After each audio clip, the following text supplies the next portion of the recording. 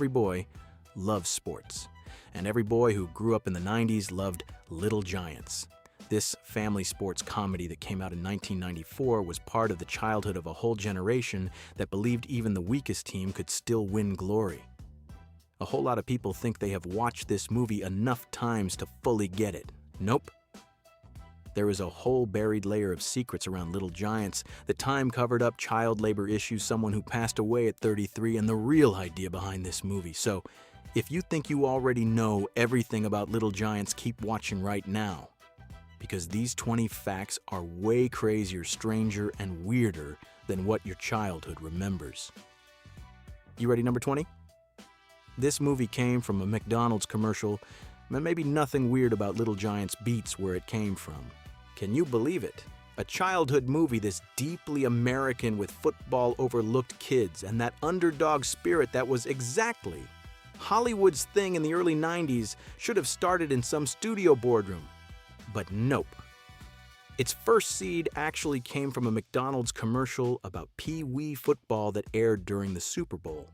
And it gets even weirder because Steven Spielberg saw that commercial, liked it so much, he found a way to contact James Ferguson and pulled him in to write the script. Sounds like the kind of story that could only exist back in the years when Hollywood still knew how to dream big from really small ideas.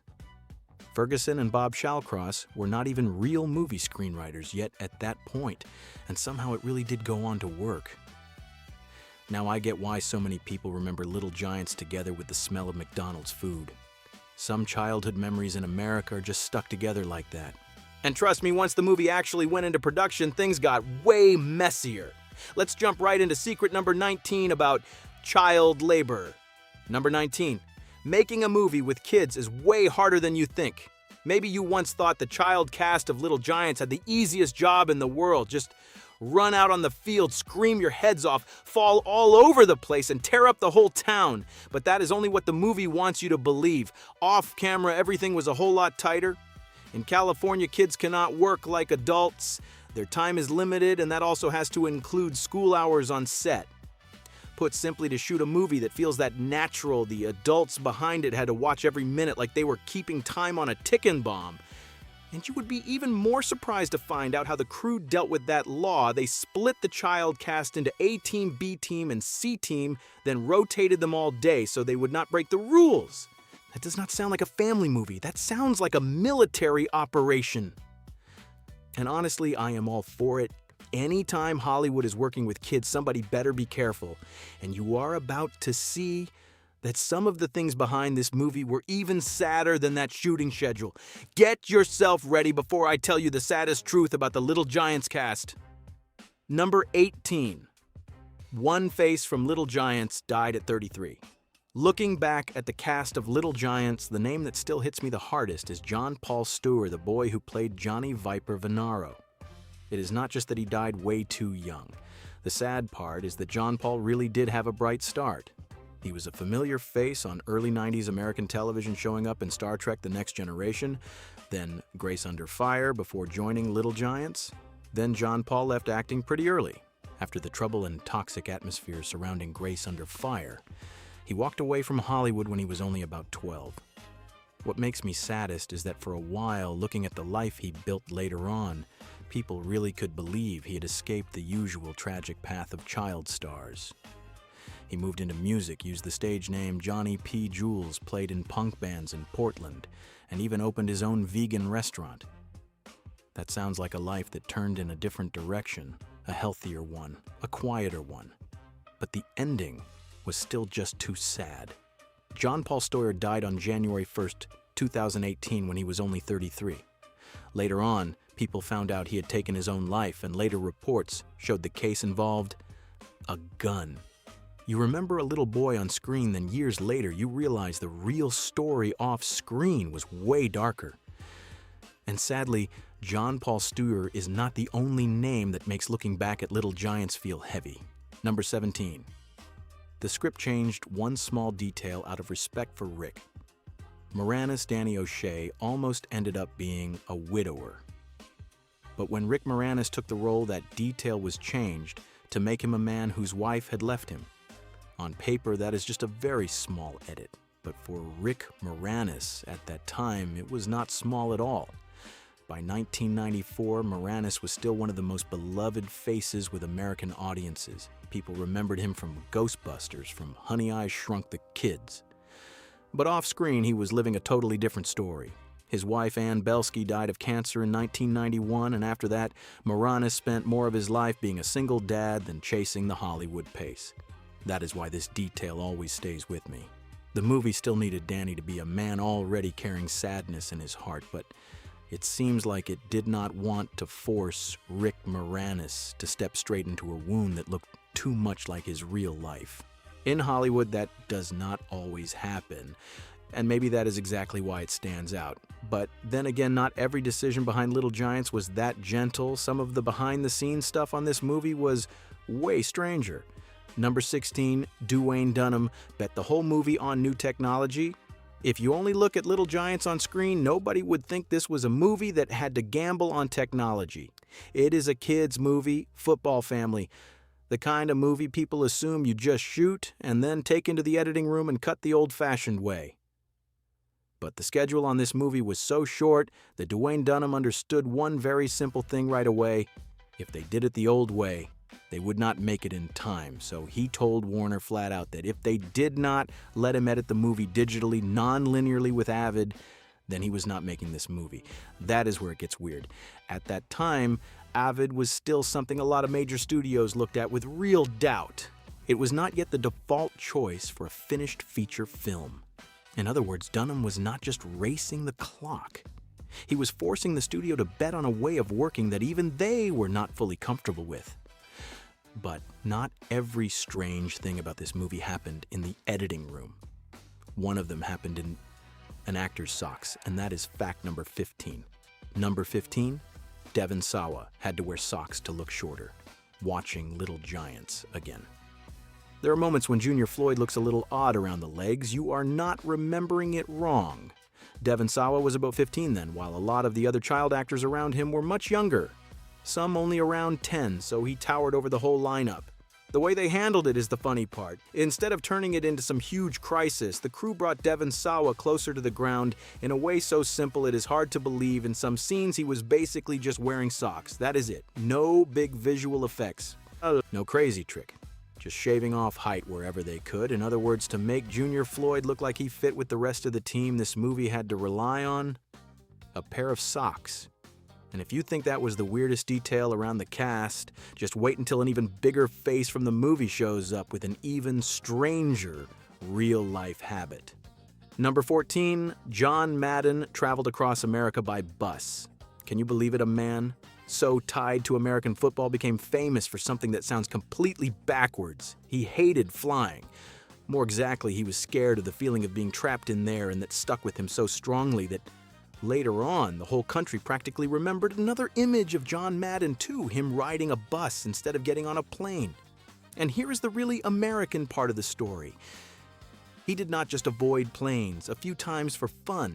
He traveled all across America in the Madden Cruiser, a private bus so famous it almost became part of the John Madden legend. It sounds like some aging musician rolling through state after state, except the man on that bus was the biggest voice in American football. And if you think that detail is already weird enough, this movie still has a few more tiny little setups that will make people laugh one more time. You ready for number 13? Number 13, Hollywood did to this movie's director exactly what a football game would do. There is one detail behind Little Giants that still feels both funny and weird to me, almost too perfect for this movie itself. The movie is about football, about changing momentum, about one guy running out of steam and somebody else having to jump in. And then in real life, that exact thing happened to its own director. Duwayne Dunham steered most of the movie, but near the end when the schedule started slipping and the release date kept charging closer, Brian Levant was brought in to handle the remaining big football scenes. The Los Angeles Times even described it like a quarterback switch in the middle of the game to get the movie across the finish line. The best part is that even with that shakeup, the official directing credit still went to Duwayne Dunham, while IMDb lists Brian Levant as the guy who handled additional football scenes without on-screen credit. So this does not feel like a story where somebody got erased. It feels more like a movie that got hurt mid-game, then got patched together with the exact kind of football substitution move it was already about just to limp across the goal line, and if you look closely, there are still much smaller details in this movie that show just how carefully everything was arranged. Number 12. The Cowboys' uniforms in the movie were almost the real thing. The Cowboys team in Little Giants did not just throw on blue outfits with a star and call it a day. Their uniforms were designed to match the look of the real-life Dallas Cowboys really closely in the 1994 season, right? In the year the NFL was celebrating 75 years. That season, Dallas also rolled out some really memorable throwback and alternate uniforms, so when you look back at the movie, you can tell right away this was not some fake football look just for fun. They wanted it to feel like real football, and I like that level of seriousness. A kid's movie like Little Giants could easily have phoned in the costumes because most kid audiences back then were not going to study every stripe or jersey shape. But this movie went the other way. It wanted its whole world to smell like the real NFL. To feel like if you turned your head one corner, Troy Aikman or Emmitt Smith might walk onto the field. Number 11. Everybody on set knew Rick Moranis was carrying real grief. Little Giants is the kind of movie with a whole lot of noise, kids yelling, football collisions, but in the middle of all that chaos, Rick Moranis was a very different kind of quiet. Devon Sawa remembered him as kind and gentle, and everybody on set knew he was dealing with family stuff, so the kids naturally gave him some space. That hits even harder when you remember where Moranis was in his life at the time. His wife Ann Belsky died of cancer in 1991, and not long after that he started stepping back from the pace of live-action movies to focus on raising his two kids. So when I look back at Little Giants now, I always feel like this movie sits right in a really fragile stretch of Rick Moranis' life. Audiences back then just saw a warm father on screen. In real life, he was carrying himself through real loss. And if this movie was part of your childhood too, leave a like. The second half of this list is where the smaller details really start flipping your memories upside down in a pretty surprising way. Number 10. Spielberg once wanted Chris Columbus to direct this film. When you think about it, it actually makes perfect sense. If there was anybody in the early 90s who seemed born to make a family movie like Little Giants, Chris Columbus is one of the first names that would come to mind. IMDb Pro says Steven Spielberg once wanted Columbus to direct this movie, and honestly, that choice does not sound crazy at all. Back then, Columbus had already made Home Alone and Mrs. Doubtfire, which means he was exactly the kind of director who knew how to make family movies that felt warm, funny, and hit American audiences right in their memories. But in the end, Little Giants did not go down that more expected path. Chris Columbus was also right in the middle of making 9 Months. So this movie turned another way and ended up in Duwayne Dunham's hands. I still think that was a really interesting turn because if you change just one name in the director's chair, the whole flavor of the movie could have been completely different. Could have been softer, could have been slicker, could have been easier to predict. Number 9, the Ohio town in the movie was actually in California. There is something really interesting about watching Little Giants again when you are older. As a kid, I believed Urbana, Ohio was a real place. It had exactly that small-town, American Midwest feel quiet streets, a bridge that sensed that everybody in town knew each other. But it turns out the movie fooled us real smooth. Urbana is fictional, and most of what we see on screen was actually filmed in Arroyo Grande, California. Local write-ups about the movie make it really clear that Arroyo Grande stood in for Urbana, and people there still recognize Grand Avenue and a bunch of familiar corners of their town in the movie. I always love stories like this because they remind me that movies do not just fool us with plot, they fool us with place too.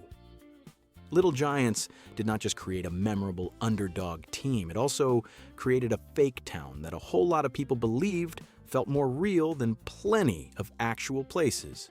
Number 8. The jersey numbers on the field were not random at all. The numbers on the field were not picked at random. Becky wears 56 and Junior wears 11. And for New York Giants fans, those two numbers almost instantly bring up Lawrence Taylor and Phil Simms. That alone is enough to show this movie was not just throwing costumes together for the heck of it. It wanted the whole Little Giants team to carry the feel of real football. Then once you look over at the Cowboys, that game gets even clearer. Numbers 8, 22, 48, and also 40 and 88 all point toward Dallas Cowboys names everybody knew, like Troy Aikman, Emmitt Smith, Darryl Johnston, Bill Bates, and Michael Irvin. At that point, it is hard to call it a coincidence anymore. This movie was planting a whole layer of NFL history right inside its kids' lineup. Regular viewers might not notice it, but anybody who loves football will see right away that this movie was made by people who really understood what they were messing with. And if even the jersey numbers were planned that carefully, then what the movie did with its imagery gets even more surprising. Number 7. Becky came out of a really gutsy choice by the director. What I have always liked about Little Giants is that this movie did not play it safe with Becky Icebox O'Shea. Becky was not written as some tomboy little girl just to look cute, and she was not the kind of side character there to soften the story either. Duwayne Dunham looked straight at this movie and made one thing very clear: the best athlete in town had to be a little girl. And then he even said Becky was built from the image of his daughter Haley, who he saw as extremely standout in sports for her age group. And that is exactly what gives Little Giants its backbone. If Becky had only been a stubborn little girl who liked football, this movie would have just been one more cute kids movie. But the second she is actually the best player on the field and still gets pushed aside just because she is a girl, the story suddenly has real spine. Even Warner Brothers' description of the movie now still points out that Becky gets cut even though she is the best athlete just because she is a girl. That is really interesting. Number 6, Little Giants hit touchdown celebration history inside one jump. When I watched Little Giants as a kid, I just saw hot hands Hannon score and then do a dance that looked goofy and funny, exactly the kind of thing a kid's movie throws in to get one more laugh. But watching it again, you realize that jump was not made up just for fun. It was the funky chicken, the dance tied to Billy White Shoes Johnson, one of the earliest names to turn touchdown celebrations into part of the NFL show. And that is exactly why I love this detail. Little Giants did not just borrow football as a backdrop for kids running around. It also borrowed that very American flavor of old football, where a scoring play did not end at the goal line. It came with a little extra flair, a little swagger, a little look at me that felt exactly like old school NFL. Just one jump that lasts a few seconds, and the movie connects itself straight to a whole little piece of real football history. And if even a silly little dance like that was planted that carefully, then the final 5 facts are where Little Giants really starts opening up into bigger, stranger, and way more memorable stuff. You ready to count down with me? Number 5, Ed O'Neill took this movie because he wanted to do a family film. In the early 90s, audiences looked at Ed O'Neill and instantly saw Al Bundy. That shadow was so big it almost swallowed everything else he did. That is exactly why Little Giants ended up being such a sensible choice for him. This was a real family movie, warmer, lighter, and set in a world completely different from the sharp, biting tone of Married with Children. According to the behind-the-scenes trivia that has been preserved about the movie, that was also part of why O'Neill was excited to take the role of Kevin O'Shea. And once you put it in the context of that time, the decision makes even more sense. Standing next to him in the movie was Rick Moranis, a face who almost represented American family films in that era. From Honey, I Shrunk the Kids to Honey, I Blew Up the Kid. Moranis already carried that feeling that the whole family could sit down and watch together without having to think twice. And if you think casting this movie was that simple, wait until the next part, because one important role did not go to the person audiences remember most. Number 4, Devon Sawa was not the first Junior Floyd. If you remember Junior Floyd, like Devon Sawa was born to play that role, Little Giants fooled you real good. According to Sawa himself years later, by the time he joined the movie, the production had already been shooting for about a month, and there had been another Junior Floyd in that spot before him. What makes this story feel so alive is that Devon Sawa was just a kid then, too. He remembered being looked at like the little punk who came in and took somebody else's place, so the first few weeks on set were not easy at all. That sounds very kid-like and also very real. The kids on set were not thinking like producers or directors. They just knew one familiar face had disappeared and a new one had walked in. The weirdest part is that in the end, that late-arriving kid became the face audiences remember most when they think of Junior Floyd. Sometimes movies really are like that. The one who comes in last ends up being the one you cannot imagine the movie without. Number 3, Little Giants did not win at the box office. If you only look at the 1994 box office, Little Giants was not the winner. It opened with about $4.78 million, then finished at a little over $19.3 million. For a movie that is usually said to have cost somewhere around $20 million. To make that number clearly was not the kind that made a studio pop champagne. Put simply, Little Giants was not some huge breakout in theaters. It did not walk out and instantly take over America. But what is interesting about this movie sits exactly there. Some movies win big for one season, then disappear forever. Little Giants did the opposite. It did not win at the ticket counter, but it held on like crazy in people's memory. The movie moved through television, VHS, DVD, then stayed planted in the childhood of a whole generation. That is the kind of win Hollywood cannot always measure on a revenue chart. Little Giants may not have won its first game in theaters, but its real story only started there. Because by the time we get to number 2, we finally hit the reason this movie is still alive in so many people's memory. Number 2, this movie lasted longer than its box office numbers. Some movies hit huge on opening weekend, then vanish as fast as they came. Little Giants did not take that path. In theaters, it was not a major explosion, but then the years passed, and the movie just quietly stayed in people's heads. It lived through television, through VHS tapes, through DVD, through those afternoons when you watched it again for no special reason at all. It is the kind of movie that did not make all of America go crazy overnight, but slowly became part of childhood. And that is what I have always found interesting about Hollywood from that era.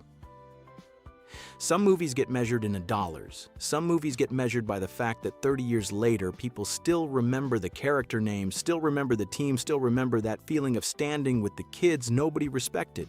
Little Giants belongs in the second group. Audiences did not just keep it. Sports, media, mainstream outlets, and fan culture kept digging it back up again and again like the movie never really left collective memory. In other words, this movie lost at the box office, but won somewhere much harder to measure. And if a movie can last that long and still never make it to its final turn, then fact number 1 is the thing I regret most. Are you ready to find out? Number 1, Little Giants almost got a sequel. There is one thing about Little Giants that still feels like a shame when I think about it now. At one point, people were talking about making a sequel to this movie, and even the behind-the-scenes records that still exist say there were plans like that. But it never became real. There was no Little Giants 2. No return to see what happened when those kids grew up, what Becky would become, or how much longer Danny O'Shea would carry that underdog spirit inside him. And maybe that is exactly why this movie still lives in memory in such a specific way. It did not get stretched out until it went stale. It did not get a follow-up that ruined what people loved about the first one. It just stopped at exactly one moment, then stayed there like an old American fall you cannot go back to, but you also cannot forget.